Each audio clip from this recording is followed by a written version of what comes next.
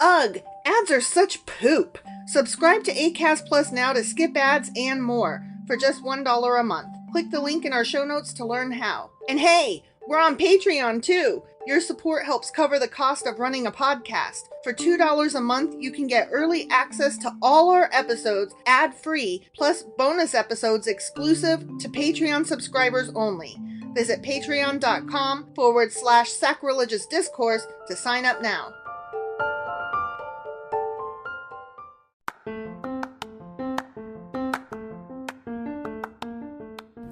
Welcome to Sacrilegious Discourse. I'm husband. And I'm wife. Together, we're reading the Bible for the very first time. We grew up without religion and wanted to know what all the fuss was about. Well, what have we learned so far? That God is a dick, and apparently some people believe in talking donkeys? We're not trying to pass ourselves off as experts. Nope, we're just reading the Bible for the first time and giving our first take reaction. If you'd like to join us in this venture, you might consider starting at episode 1. Otherwise, jump in wherever you like. All right, let's go read the Bible. Yeah, let's get to it. Husband! Wife! Do you know what we're doing? Yeah, we're doing, it's where we read things and stuff. Ooh, I know. It's the Sacrilegious Book Club. That's the one. That's the one. Yeah. We haven't done one of these in a while. I know. So I need to do the whole this is where we are. Okay. Yeah. Okay? Let us have it. Okay. So we are reading from A Treasury of Jewish Folklore. Stories, traditions, legends, humor, wisdom, and folk songs of the Jewish people. Okay. Edited by Nathan Ozibel. All right. Okay. Yep. So part 1 was Jewish salt. And we are in part 2, which is heroes. Okay. And under heroes, we've learned about wise men. And now we are learning about holy men. Holy men, huh? Holy men. But I'm not done. I got to break it down a little further. Okay. Yeah. Under holy men, we've learned about pious and righteous men, charitable men, and martyrs. Okay. Today we are learning about the power of prayer on page 157. Non-existent. What? Oh, yeah. All right. Let's go get into this. Okie dokie. All right.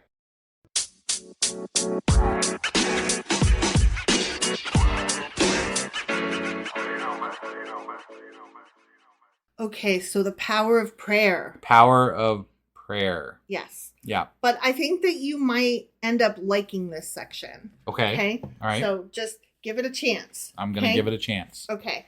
So I'm going to read a bit more extensively from the introduction than normal because Ozzy Bell quotes the Agata and talks about several different things that I think will be important in understanding the various stories that we might hit on today. Okay. Okay? Yep. So he starts the introduction thus.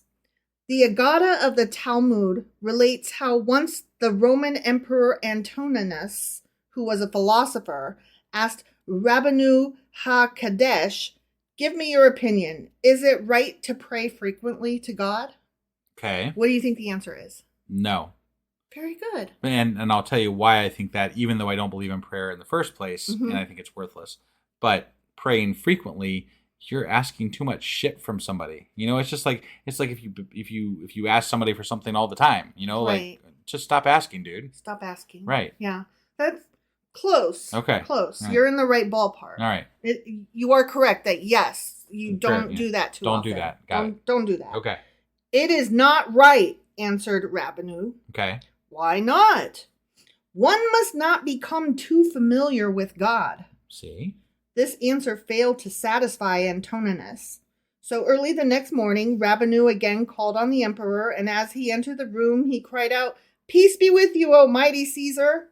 A little while later, he repeated the salutation. "Peace be with you, O mighty Caesar!" For a third time that morning, he returned and cried, "Peace be with you, O mighty Caesar!" Yeah. At this, Antoninus became angry because he was not seeing the equivalence to what they had literally just discussed because he's fucking thick. Right. They never. It's a. I know. They have to make them thick. I know. You know, that's the way this goes. I know. This isn't really what happened, obviously. It's just, I hate it when it's so fucking down your throat, annoying, obvious. Yeah. What is this mummery? He asked Rabbanu angrily. Clearly you wish to make sport of me. May your ears hear the words of your own mouth, Yeah. replied Ravenou. O Caesar, if you, who are only a ruler of flesh and blood, take offense when I bore you with my too many greetings, how do you suppose the King of Kings would regard it? Right. Certainly it is wrong to impose too much on God with prayer. You know, I have to take a second here, because if God is taking prayers from like everybody in the planet / universe, right, I don't think like one extra or two extra prayers is really gonna push him over the edge, you know? Well, and then there's also what are we talking about with prayer? Like there's different components to prayer, which this section does not hit on. Right. There's like he's just addressing being greeted. Sure. Like, God is great. God is great. Hey, God is great. But then there's also, as you were mentioning, the asking for things part. Well, and I kind of take affront to this because, like, God wants people to worship him, which means that they have to go through these rituals where they do pray. Right. And they call on him. And I'm like, but he literally tells you to do these things. Right. And wants you to do these things because he is a jealous God. Because he wants all this attention. Right. All this But glory. now you're telling me, but there's a line somewhere in the Right. fucking sand, somewhere that you could maybe sort of kind of cross by addressing God too often. Yeah. It kind of sounds like bullshit to me. It does sound like bullshit to me also. There's like a disconnect between what God is demanding versus the practicality that the Jewish people have. Right. And I kind of admire the Jewish people's way more than the God's way. Well, yeah, but I mean, this is more, I mean, even I blame Christians for doing this more than Jewish people. Sure. But this is cherry picking. Mm-hmm. This is wanting it to be something that you want as a person. This is what you think. Yeah. It's not what the Bible kind of indicates, No, really. yeah, that's not the rules set forth. Right. The rules set forth are pray all the fucking time. Right. Pray loud, proud, pray quiet, pray in your closet, pray when you're peeing, pray all the time. Yeah. Always be in prayer. Right. Is what we've been led to believe is what God expects and wishes and desires. Right, right. And now this guy's like, he don't want all that. Yeah. It's like, how do Maybe you know? the meaning of prayer changed in the time, you know, from Moses to whenever this guy is writing this. You know, like maybe what the definition of prayer is has changed. But even that in and of itself is counter to what the Bible is. Like the Bible is supposed to be a law that these people live by. Mm-hmm. And so prayer wouldn't change. Yeah. But it did and it does. Clearly because they don't, aside from a few very specific and randomly, there's like one church in Israel that still sacrifices animals, or at least tries to anyway. Yeah. But most of them don't do that anymore. Right. You know, so like obviously prayer has changed, right? Clearly. The Jewish people don't generally sacrifice animals anymore. Right. But it shouldn't really. Mm-hmm. It's still the word of God. Right. So it's odd to me Yeah. that you can accept these changes that are counter to your texts.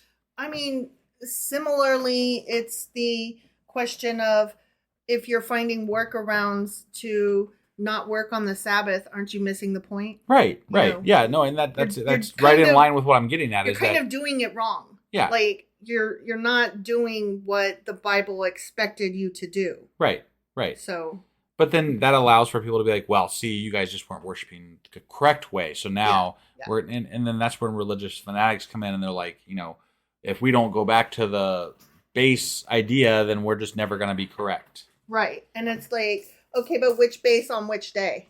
Right. So, yeah. To continue, so we're going back to, that was the end of that little section, and now we're in Ausubel's words. Okay. In the introduction. Yep. He says, this legend reflects so trenchantly the thoroughly unpietistic, meaning not pious, Right. common sense approach to prayer in rabbinic tradition. Okay. Okay. A few bits later, he says, the sages taught God longs for the prayer of the pious. And by that, they meant that God took no pleasure in punishing men, no matter how justified. Which I'm like, I disagree. That's not what I've read. That's debatable. Mm-hmm. He was eager for them to appeal to his attribute of love in order that by their prayers, they might alter all his retributive decrees. He barely tolerated these people. Right. Stop. Exactly. Sorry, we're yelling at our cat. Yeah, she's being a butthole. Yeah.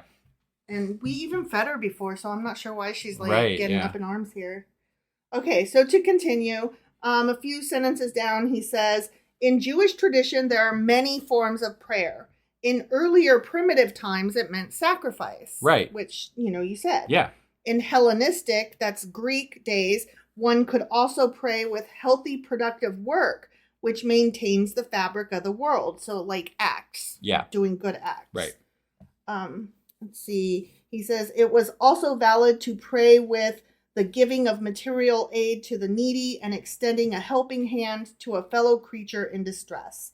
So I find that really interesting because several Christians today are like, absolutely not. Acts alone will not get you into heaven. Right, right. And it's funny but acts alone used to be considered a form of prayer. Yeah. But is it acts alone, or it doesn't specify faith that and acts? You're right. You're right. And moreover, even if when we're reading the Old Testament, acts are part of the laws in the Levitical law, and therein lies the difference, right? Yeah. It's interesting because this all depends on intention, right? Right. That's basically what he's saying is, what is your intention when back then they were sacrificing, or further on, what was your intention when you were doing these good acts? Right, right. And if a man prayed full of heart, he says, it did not matter what words he used or whether he used any at all. And so I kind of agree with that at some level, mm-hmm. right? Like, to me, most Christians that I know, most Christians that I encounter in the world give their faith lip service. Right. And don't actually adhere to the faith that they believe in. Right. Like they're all for it, but if it means not doing this or not doing that, mm-hmm. then they're going to continue to do those things. Right. Right. So I feel like anybody who fully, even though I don't believe in religion or gods, right? Somebody who is fully behind what they believe in and from the heart is a much more sincere person than somebody who doesn't believe what they claim to believe. Right. So exactly. It reminds me of when I was in high school, and I went to a high school where it was not in the best area. It was in San Antonio, and I found out years later that all the pregnant girls got sent there. Oh, so yeah. Wow. So okay. They had a child care on campus and parenting classes and shit like that. Right. So if that tells you anything, and I'm not knocking anybody who got pregnant during high school. I got pregnant right out of high school, so I fit right in with them. I'm just saying, if that gives you any indication, it was the norm where I was at. Right. Where I'm going with this is, I remember so many girls that I went to high school with. They would party and cuss and drink alcohol and just do all kinds of stuff, right? Yeah. And have all the sex with all the boys, right? Yeah. And then they would get pregnant, and suddenly it was like, oh, I can't have an abortion because that's against God.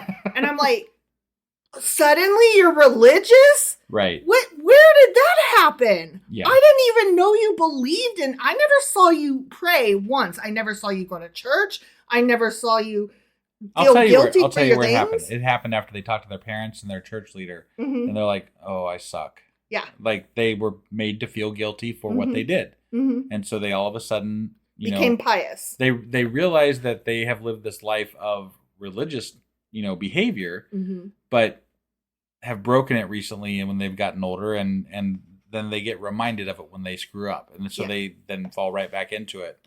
It's an easy thing to do, I think. Like, oh, I screwed up. I better look for I got to be the religious fix again here now. in religion, Yeah. right? So, and there's a lot of people that I have met. They claim that they were atheist for a while. Well, for a while, meaning that they left religion, mm-hmm. quote unquote. I don't ever really believe that, but that means to me that they grew up heavily in religion, mm-hmm. then decided they wanted to party during their 20s or whatever. Mm-hmm. And then at some point they just, you settle down. You decide, hey, I want to, do this, that, and the other. And so and some settle hard. There's two things that happen. Either they meet somebody that brings them back to God, or they hit such a all-time low in their life that there's just no other choice, and somebody confronts them with, hey, there's God, Right. So right. that brings them back into the fold, so to speak. That is an interesting thought process. Yeah. To continue. Sorry. No, I'm the one that took it off the rails. I mean, you were looking at me like, how does all this relate? I was wondering where you're going with that. But I tied it back together, didn't I? You did. Mm-hmm.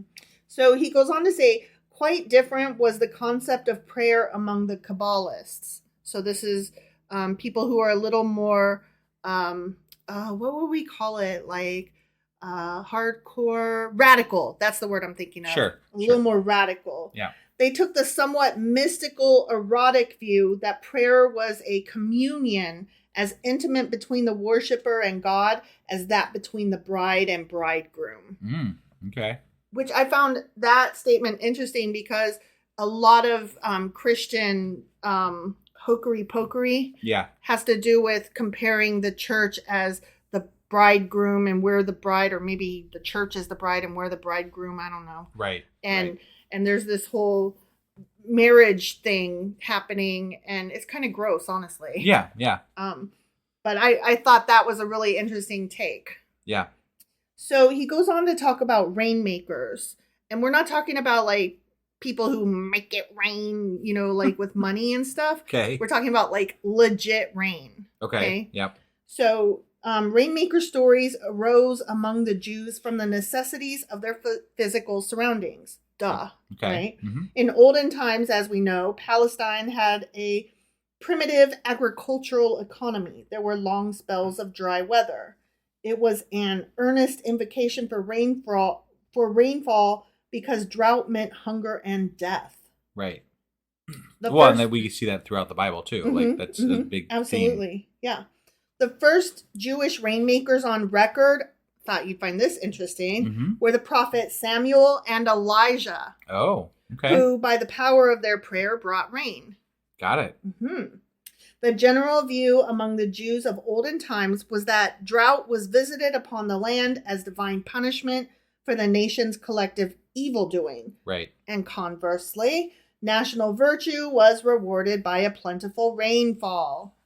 Got it. I just can't imagine thinking that you're being rewarded and punished for these things. Right?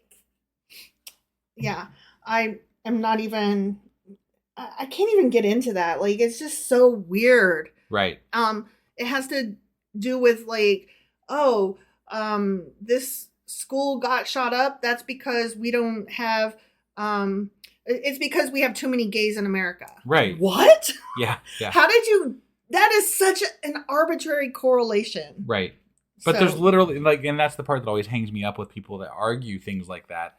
And there's literally examples of nations that are much more atheist and much more secular that don't have guns, that have had basically no incidents like that. No, it's not about your fucking God. It's about the laws and the ideas that are in that society.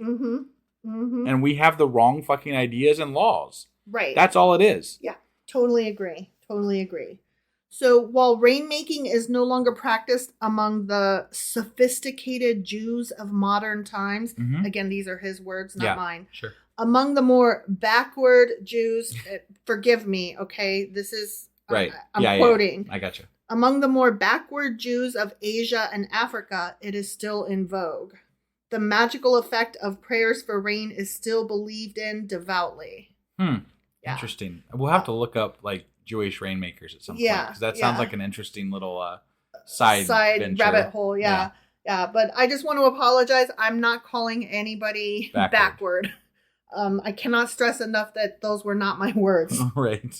So that's all I'm going to read from the introduction. Okay. I just thought that had a lot of importance on what we're getting into. And there's not a lot of stories I'm going to read, and they're real short. Okay. Yeah.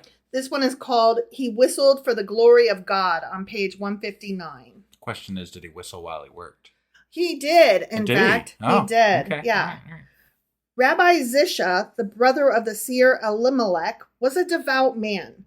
He held himself small in spite of his renown, and was always fearful that out of vanity he might preen himself as a man of God. One time he paid a visit to Rabbi Mordecai.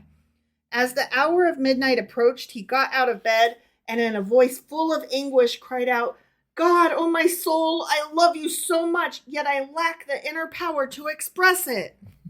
I mean, that's how I am with boys. Like, oh, I just like this boy so much. I mean, not now, but like when I was in school, right? Like, right. Oh, yeah. Like, I mean, I'm sure you had those crushes that were just so hard and you just wish that you could say it and you don't even have the words, right? For sure. Yeah.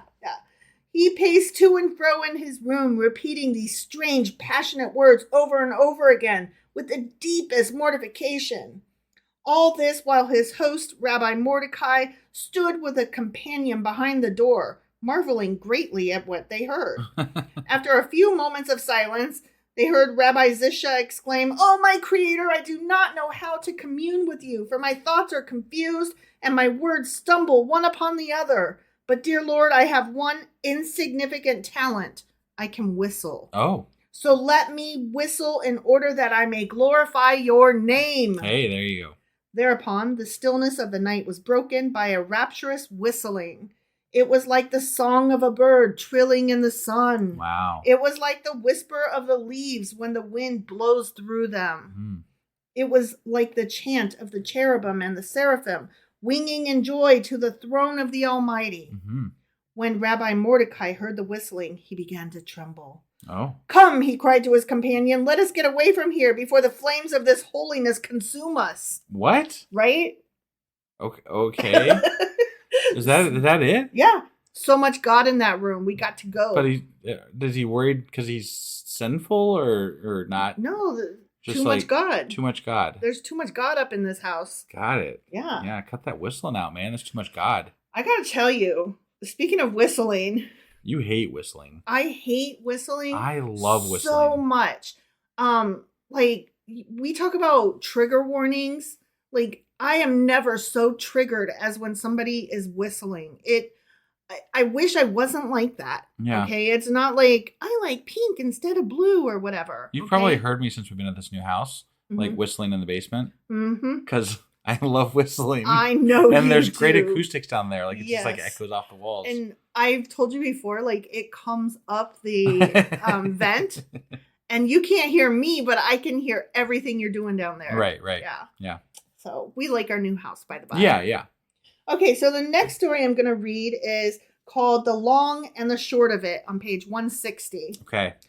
Once one of Rabbi Eleazar's students was reading the service at a leisurely pace. At this, his fellow students complained how he drags out the prayers. Does he pray any longer than Moses, our teacher, whose devotion on Mount Sinai lasted 40 days and 40 nights? My God, I hope not. Oh, burn though, right? Like, he's like, get over yourself. Right. Sometime later, that's another student... That's like when you don't finish your food and people are like, there's starving children in China. I was going to say Whatever. Africa. Yeah, Africa. Right. Yeah. Sometime later, another student was officiating at prayer, and he, on the contrary, raced through the service like a whirlwind. Blah, blah, blah, blah, like those medical commercials. And at the very end, they say, make us diarrhea. And blah, blah, blah. You know what I mean? This drug will probably kill you. Those are like my favorite fucking bits of those commercials. I'm like, oh, Jesus Christ. Like at the beginning, like it's all sunshine and flowers and grass, and they talk so slow and melodic. Right. And then at the very end, the voice drops really low, and they're like, this will probably kill you. Yeah. How fast he reads the prayers, his fellow students complained. Is his praying briefer than that of Moses, our teacher, when he prayed for the recovery of his sister Miriam with the words, heal her, O God? No, probably not, I guess. So I thought that was kind of cool. He's like saying, it's the intent. Don't fucking worry about it. Right. Yeah. You know? No, that's a good, It's a good story. I like I think that applies to a lot more than just prayer. Yes. I agree. The next one I'm going to read is the Tailor's Prayer, again on page 160. And I told you these were like super short. Right. On the evening of the Day of Atonement, Rabbi Levi Yitzchak of Berdividik, the poor man's rabbi, asked an illiterate tailor, since you couldn't read the prayers today, what did you say to God? I said to God, replied the tailor, Dear God, you want me to repent of my sins, but my sins have been so small. I confess there have been times when I failed to return to the customers the pieces of leftover cloth. When I could not help it, I even ate food that was not kosher. Oh, dang. But really, is that so terrible? Now take yourself, God. Just examine your own sins. Damn. Right? I knew you'd like this one. You have robbed mothers of their babies and have left helpless babies orphans. So you see that your sins are much more serious than mine. Okay. I'll tell you what, God, let's make a deal. I like this guy. You forgive me and I'll forgive you. Oh, you foolish man, cried Rabbi Levi. You let God off too easily. Just think, you were in an excellent position to make him redeem the whole Jewish people. Wow. Right? That's amazing. I love it. That's got to be my favorite story that we've read. If there's ever recognition of, like, wow. So you guys know then, right? Yeah. You admit it? God sucks? God's a dick? Like, I'm pretty sure that this story says that the Jews know that God's a dick. That's my favorite one. I love that. That's awesome. Okay, so the next one is called The Drunkard's Prayer. Okay. On page 161. All right. The rabbi was at the point of death, so the Jewish community proclaimed a day of fasting in the town in order to induce the heavenly judge to commute the sentence of death. Okay. On that very day, when the entire congregation was gathered in the synagogue for penance and prayer, the town drunkard went to the village tavern for schnapps. When another Jew saw him do this, he rebuked him, saying, Don't you know this is a fast day and you're not allowed to drink? Why, everybody's at the synagogue praying for the rabbi. Okay. So the drunkard went to the synagogue and prayed, Dear God, please restore the rabbi to good health so that I can have my schnapps. The rabbi recovered, and it was considered a miracle. Yeah. He explained it in the following way. May God preserve our village drunkard until it is 120 years. Know that his prayer was heard by God when yours were not. He put his whole heart and soul into that prayer. So you can see why I like that one. Yeah, that's a good one. And I do believe that brings us to an end. Well, those are some pretty good ones. I right? like them, yeah. We got some good chuckles out of those. Yeah, no, I appreciate it. I told you that you might want to give this one a chance. I think you'll like it. I think that's one of the things that I really appreciate about Jewish people in general. Many of them seem to be very able to laugh at their religion. Like not laugh at it, but like laugh with it, maybe. Acknowledge that, yeah, I know. It's not everything that it, I don't know. Yeah, and I'm not saying across the board, because there are definitely, like, I mean, there's communities, and I know, like, when COVID started, communities of hardcore Jewish people that are, like, they will not allow certain things because this, that, or the other, and they cause problems and spread diseases. There's things that are wrong because of their religion sometimes, too, but, I mean, many of them are very good-humored about it. Good-humored. I think that sums it up. Yeah. And that was some examples of some good humor about it. I liked it. Yeah. So, yeah. Are you surprised that the section that you like the most thus far is the one that falls under the power of prayer? Yeah, no, I mean, definitely that caught me off guard. So well, I'm glad you enjoyed it. Yeah, no, definitely.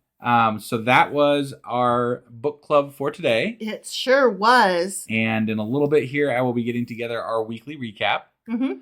Or weekly replay, as you call it, I guess. Yes. And then we will be back tomorrow with Job chapter 11. Yep, that is correct. All right, we will see you guys then. Yep, bye.